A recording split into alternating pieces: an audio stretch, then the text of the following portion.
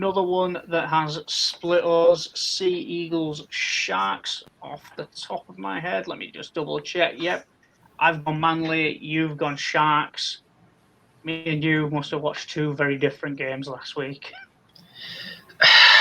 It's not that we watched different games. There is no doubting that Manly were fantastic, especially on defense. The issue that I have, and it's not that I'm betting or going with the Sharks with any sense of confidence here. It's the fact that Manly just can't win without Tom Trbojevic. Fox Sports put out some really interesting stats, and I think, if I recall correctly, Manly win 1 of every 5 games without Tommy Turbo. Now, I haven't looked at their schedule past this week. I can't say it's of complete interest. Being a Parramatta supporter, we don't want the boys from Brookie to be going too well, but I don't know. This and the 2 Sunday games are the 2 games that I was tossing and turning about. Yeah. More so than Titans Broncos. And it doesn't fill me with confidence saying Sharks, but there's not going to be any go forward with Brendan Elliott coming off the back of Daly, and they've got Croker in the 6, but it wouldn't surprise me if Cade Cust comes on to start in the 14, and Croker goes back to the bench. But yeah, I just don't trust Brendan Elliott coming out of the back. Brad Parker, I think, could be struggling to play this week. And he either way would come up against 2 very strong centres in Dugan and Ramian. Katoa now has confidence. I know Manly get Tapau and Georgie to fullback, but I just have a sneaking suspicion that Sean Johnson is going to have a cracking game this week. He might set Katoa up for another try or 2. And look, the bet I suggest is either team 1 to 12, but I'm going Sharks for the upset with no real confidence on this one. Yeah. So I look at how the Sharks played last week, and it made for a tough watch, to be honest. I mean, they didn't play overly well.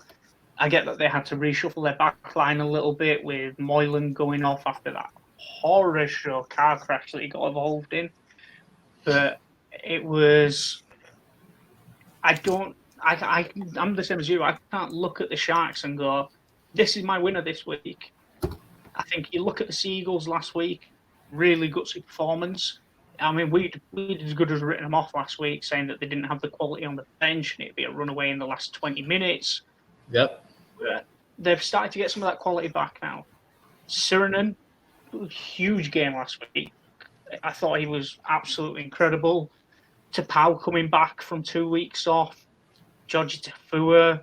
I mean, the only place I look at, there's 2 spots that I look at and think there's some big question marks for me, and that is Elliott at fullback and Funa at centre. I've not seen Funa at centre before. I've only seen him at wing.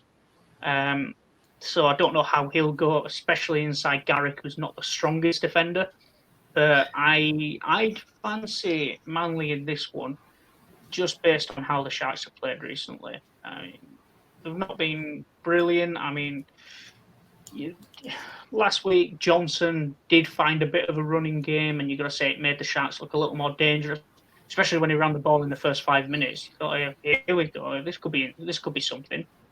But it never really looked like breaking the line at any point. It looked a bit half-assed dummies here and there, but I fancy the Sea Eagles. I don't think that they can be overlooked, especially with those stats floating around.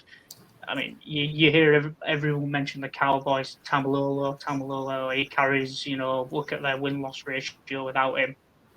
They're doing the same thing with Trbojevic now over at Manly, and I just don't see Manly taking too kindly to that, so I see them getting up here.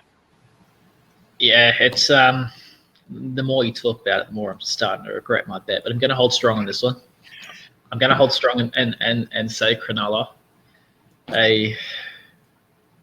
Funa defensively is not bad, and he will be protected a little bit. We've seen plenty of high ball issues.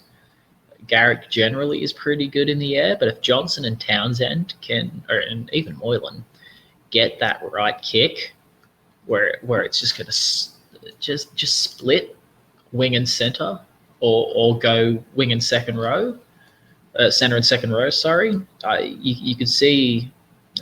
I don't recall if Funa's going to go against Ramian or Dubin, but either way, both are generally pretty good in the air. So if they put some pressure on Funa, we may not see a try for that on that play or the play after, but you could see some repeat sets. You could see a scrum 10 out, and from there, I think Manly will crack under that pressure. But like I said, no real confidence, and I mean, as we move to Dogs Tigers, no real confidence either in that one. Hey, mate. Yeah,